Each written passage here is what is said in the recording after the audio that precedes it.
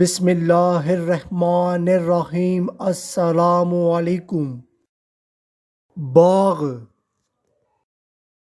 garden, پھول، flowers, درخت، tree, گھاس، گراس، کھاد، فرٹیلائزر، مٹی، سوئل، باڑ، فینس، باغ نلی، گارڈن ہوس، پانی کین، واٹر کین، بیلچا، شیول، کرنی، ٹرول، گملہ، پلانٹ پاٹ، گھاس کاٹنے کی مشین، لون موور، نل، ٹیپ، کٹائی کینچی، پروننگ شیئرز، ہاتھ ریڑھی،